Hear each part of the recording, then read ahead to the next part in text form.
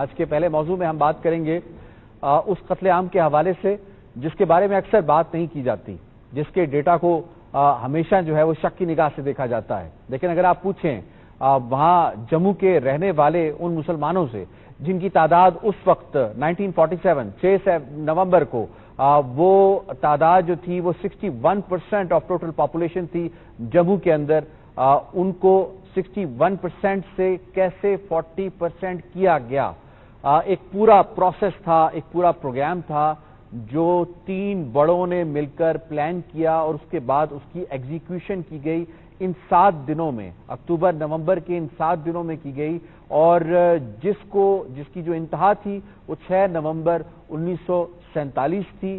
اور اندازے کے مطابق جو ڈیٹا سامنے آ رہا ہے، مختلف موقر اداروں نے جو ڈیٹا رپورٹ کیا ہے، 2.5 لاکھ سے زیادہ کشمیری مسلمانوں کو شہید کیا گیا۔ اب انہیں شہید کس طرح سے کیا گیا؟ مختلف علاقوں سے ان کو لایا گیا، ان کو ان اعلانات کے ساتھ لایا گیا کہ آپ کو پاکستان بھیج رہے ہیں، اور جب حالات ٹھیک ہو جائیں گے تو آپ واپس مقبوضہ کشمیر یا اس وقت کا جو جموں کا علاقہ تھا وہاں پہ واپس آ کے آباد ہو سکتے ہیں۔ تو ان کو اکٹھا کیا گیا، پولیس گراؤنڈ میں کیا گیا، اسٹیڈیم میں کیا گیا، اور اس کے بعد انہیں گولیوں سے بھون دیا گیا۔ نہ دیکھا گیا کہ بچہ ہے، عورت ہے، بوڑھا ہے، مرد ہے، ان تمام لوگوں کو انڈسکریمنیٹ فائرنگ کا نشانہ بنایا گیا۔ اور اس میں کون انوالو تھا؟ آج جیسے کانگریس بڑے بلند بانگ دعوے کرتی نظر آتی ہے کہ وہ کشمیریوں اور مسلمانوں کی بڑی خیر خواہ جماعت ہے، تو اس وقت کا جو کانگریس کا پریزیڈنٹ تھا اس نے وزٹ کیا جموں میں، اور خاص طور پہ جو ڈوگرا کا مہاراجا تھا جو بھاگ کر سری نگر سے جموں میں آیا تھا، اس نے یہ فرقہ وارانہ فسادات جو ہے اس کو بنیاد اس نے رکھی، اور اس کو رنج تھا ان مسلمانوں کی اس ریزولوشن کا جو انہوں نے جولائی 1947 میں پاس کی، اور مسلمانوں نے جس طرح سے کشمیریوں نے چھین کر جو ہے وہ آزاد کشمیر کا علاقہ جو ہے وہ الگ سے کر لیا، اس رنج میں، اس ریونج کے اندر آ کر اس نے کشمیریوں کا قتل عام کیا۔ اور تیسری جو فورس تھی وہ RSS کے وہ گڈے تھے جن کے نام میں آپ کو آج بتاؤں گا کہ وہ لوگ اس کے اندر انوالو تھے، اور انہوں نے پھر جو کانگریس تھی اس نے اس وقت کی جو انڈین افواج تھی اس کا سہارا لیا، اور ان کو ایک بلینکٹ اپروول ملا کہ آپ جہاں چاہیں جس کو چاہیں مار دیں اور جتنا چاہیں قتل عام کریں۔ اور انہوں نے کیا اچیو کیا؟ اس کی صورت میں آج 40% سے نیچے جو ہے وہ مسلمانوں کی آبادی جو ہے وہ جموں میں ہے۔ کئی لوگ جو ہیں وہ ہجرت کر کے آ گئے جو بچ گئے، اور باقی لوگوں کو شہید کر دیا گیا۔ کچھ نام ہیں جو میں آپ کو بتاتا چلوں جو RSS کے ٹیررسٹ تھے جو اس وقت وہاں موجود تھے: بلراج مدھوک، کیدر ناتھ سہینی، وجے ملہوترا، مدن لال کھرانا۔ اس میں جو اور لوگ بھی انوالو تھے، وہ گورنر تھا اس وقت کا، اس کا نام تھا چیت رام چوپڑا، اور اس کے اندر DIG بخشی ادے چند بھی شامل تھا، اور اس کے اندر جو شامل تھا وہ کانگریس کا پریزیڈنٹ اچاریہ کرپلانی، وہ شامل تھا جس نے آ کے یہ اجازت دی کہ تم یہ قتل عام کر سکتے ہو۔ اور جو علاقے جہاں پہ قتل عام کیا گیا ان میں ادھمپور تھا، راجوری تھا، ریاسی تھا، رام نگر تھا، بانیال تھا، اور کٹھوا کوٹلی تھا۔ یہ وہ علاقے تھے، اور یہ کہا جاتا ہے کہ یہ بمبر تک پہنچ چکے تھے جب ان کا راستہ روکا گیا۔ اس پر ذرا بات کریں گے، کتنا بڑا سانحہ ہے، کتنی ضرورت ہے اس پہ بات کرنے کی، اور کتنی ضرورت ہے یہ جو اس واقعے کو آج کے مقبوضہ کشمیر کے ساتھ ریلیٹ کرنے کی۔ اس پر بات کریں گے، بڑے زبردست پینل نے آج ہمیں جوائن کیا ہے۔ تعارف کروا دیتے ہیں جناب، فاطمہ جاوید صاحبہ نے ہمیں جوائن کیا ہے، سینئر صحافی ہیں، تجزیہ کار ہیں، آپ کا شکریہ ادا کرتے ہیں فاطمہ۔ شفیع ڈار صاحب سینئر حریت رہنما ہیں، عبداللہ خان صاحب نے ہمیں جوائن کیا ہے، نامور تجزیہ کار ہیں، کسی تعارف کے محتاج نہیں۔ اویس راجپوت صاحب نے ہمیں جوائن کیا ہے اسکائپ کے ذریعے، آل دا ویز فرام UK۔ آپ کو ہم خوش آمدید کہتے ہیں تمام گیسٹ کو۔ اس سے پہلے سوالوں کا آغاز کیا جائے، آپ کو یہ رپورٹ دکھاتے ہیں۔ 6 نومبر 1947 تاریخ کا ایک المناک دن، جب ڈوگرا فوج اور انتہا پسند ہندوتوا نے مقبوضہ جموں و کشمیر کی دھرتی کشمیریوں کے خون سے رنگ دی تھی۔ مہاراجا ہری سنگھ کی فورسز، بھارتی فوج اور ہندوتوا بلوائیوں نے جموں کے مختلف علاقوں میں اس وقت قتل عام شروع کیا جب لاکھوں افراد پاکستان ہجرت کر رہے تھے۔ انتہا پسندوں نے 2.5 لاکھ نہتے اور بے گناہ مرد، عورتوں، بوڑھوں اور بچوں کو انسانیت سوز مظالم کا نشانہ بنا کر شہید کر دیا۔ ہری سنگھ نے عوامی خواہشات کے برعکس ہندوستان کے حق میں فیصلہ دیا، جبکہ جموں کشمیر کے مسلمان پاکستان سے الحاق کے حامی تھے۔ اسی رنجش پر مہاراجا نے بھارتی فوج اور ہندوتوا کے انتہا پسندوں کو کشمیر میں داخلے کی اجازت دے دی۔ قتل و غارت کے ذریعے ایسی سیاہ تاریخ رقم کی گئی جس کے بدنما داغ آج بھی ہندوستان اور انتہا پسند ہندوؤں کے چہرے پر نمایاں ہیں۔ ہندوتوا آج بھی کشمیریوں کو نسل کشی اور انہیں اقلیت میں تبدیل کرنے کے ایجنڈے پر کار فرما ہے۔ کشمیر میڈیا سروس کے مطابق 1989 سے لے کر اکتوبر 2024 تک 96,373 کشمیریوں کو شہید کیا جا چکا ہے۔ کشمیریوں کی 1,10,519 املاک کو بھی تباہ کر دیا گیا۔ کنٹرول لائن کے دونوں جانب اور دنیا بھر میں مقیم کشمیری اس عزم کے ساتھ یوم شہدائے جموں منا رہے ہیں کہ حق خود ارادیت کے حصول تک شہداء کے مشن کو جاری رکھا جائے گا۔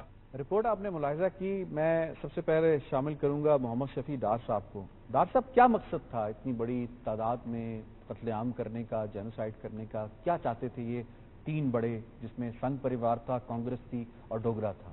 ہمیں ہسٹورین اور تاریخ دان سے جو اقتباس ملتے ہیں کہ یہ منصوبہ بند طریقے سے، جس کو کہتے ہیں نا کہ پری پلانڈ تھا یہ، کہ کس طرح سے جموں خطے سے مسلمانوں کا انخلا کیا جائے۔ اور یہ پلاننگ اس وقت نہیں ہوئی تھی کہ جب پارٹیشن، بلکہ پارٹیشن سے کچھ ٹائم پہلے ہی کیا گیا تھا۔ تو اس کے لیے یہ مناسب وقت ڈھونڈ رہے تھے۔ تو انہوں نے جو ہے جموں میں جو مسلمانوں کی اکثریت اس وقت تھی، 65% مسلمان تھے، تو اس کو اقلیت میں تبدیل کرنے کے لیے انہوں نے یہ پلاننگ کی تھی۔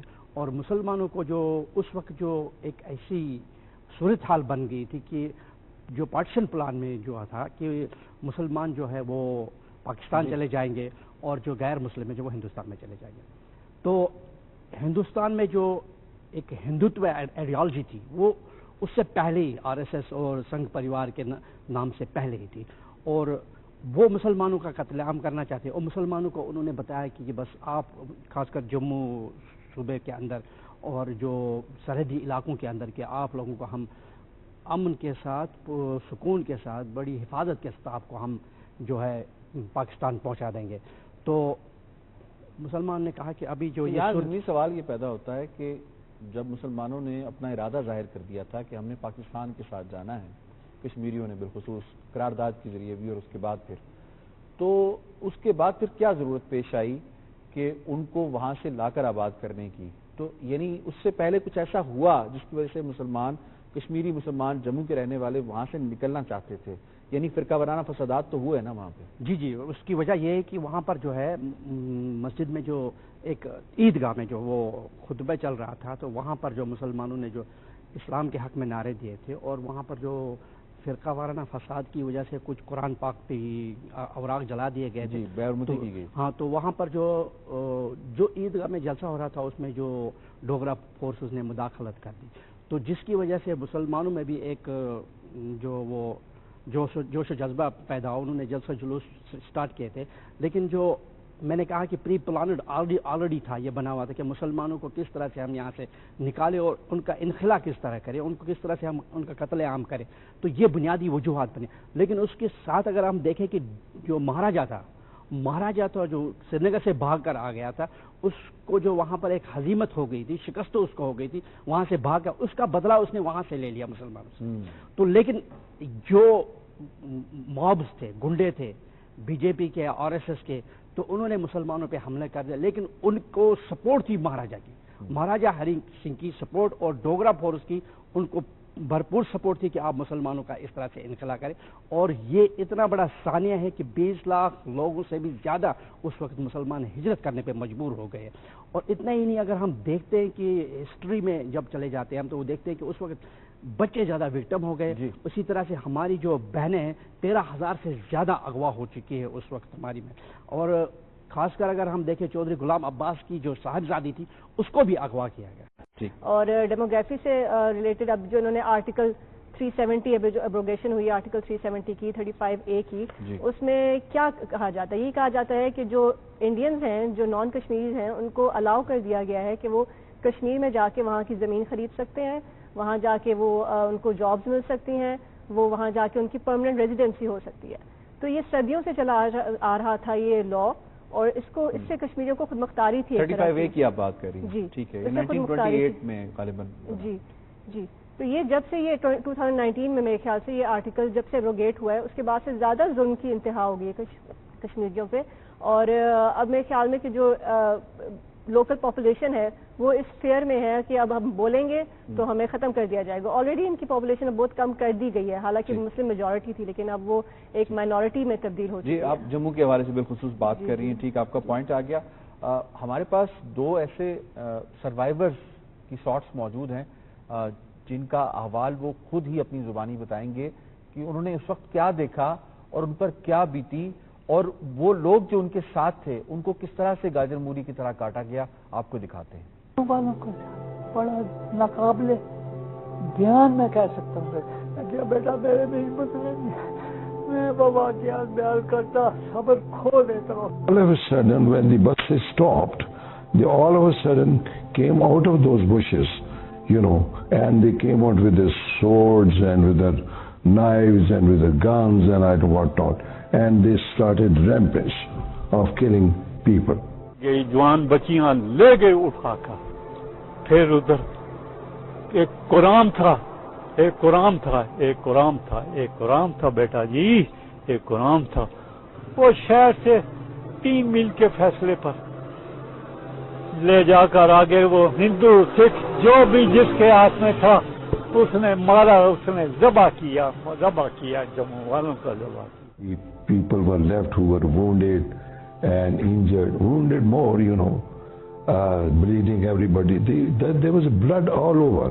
That's one thing which I can't stand in my life now. I suggest you as a senior citizen of this country and the survivor of that massacre of Jammu of 6th of November, I think you should be thinking and focusing on that. You should highlight that. شفیع ڈار صاحب، آپ کو اس میں شامل کروں گا. یہ فرمائیے گا کہ how do you think کہ جو شہدائے جموں ہیں ان کو انصاف کیسے مل سکتا ہے؟ کس طرح سے ان کی جو دکھوں کا مداوع ہو سکتا ہے؟ جس طرح سے آپ نے یہ 2 سروائیورز دیکھے، نور محمد اور امان اللہ خان نقشبندی، یہ بات نہیں کر پا رہے.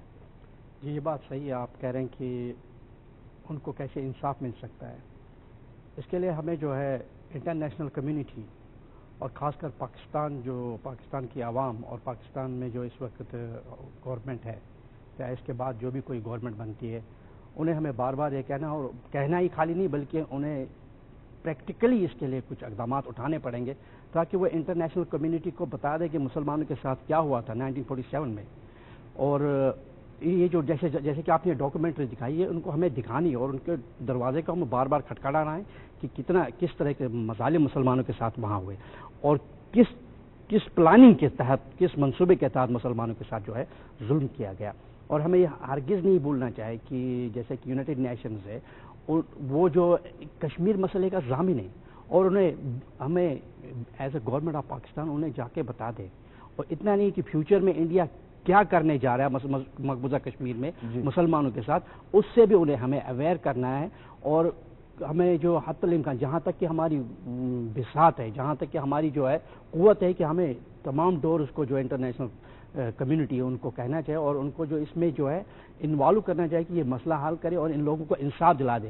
اور جو 1989 سے جو مقبوضہ کشمیر میں 1 لاکھ سے زائد لوگ جو شہید ہو گئے، ان کو بھی انصاف دلانا چاہیے اور مسئلہ کشمیر کو حل کرانا چاہے. یہ پاکستان اور پاکستانی عوام جو ہے اس کے لیے کمر باندھے، کوشش کرے اور انٹرنیشنل کمیونٹی کو جو مجبور کرے. اور یہاں اتنا ہی نہیں کہ بلکہ جو مسلم ممالک ہیں جو پاکستان کے ان فیور آف پاکستان ہے، انہیں بھی ہمیں کہنا چاہیے کہ یہ اس طرح سے ہو رہا ہے کہ اس کو جو ہے اس مسئلے کو حل کرنا چاہیے. ادروائز جو اس واقعے کو ہمیں فراموش نہیں کرنا چاہیے. ادروائز جو اس وقت لاسٹ بات کر ادروائز جو اس وقت جنوسائیڈ ان غزہ ہو رہا ہے کہ وہ تو انڈیا ایز سیم مقبوضہ کشمیر میں کرنے جا رہا ہے اسی طرح. سو اس لیے ہمیں اس کے لیے پہلے ہی پریپیئر رہنا چاہیے. جی عبداللہ خان صاحب، میں صرف یہ کہنا چاہ رہا ہوں کہ بھارت یہ خواب دیکھنا چھوڑ دے، کیونکہ 2.5 لاکھ شہداء کا خون ہے ان کشمیریوں کا جو پاکستان کے ساتھ ملنا چاہ رہے تھے. تو کشمیر نے الٹیمیٹلی پاکستان کے ساتھ ملنا ہے. جو دنیا جو کر لے، اللہ تعالیٰ کبھی شہداء کے خون کو رائے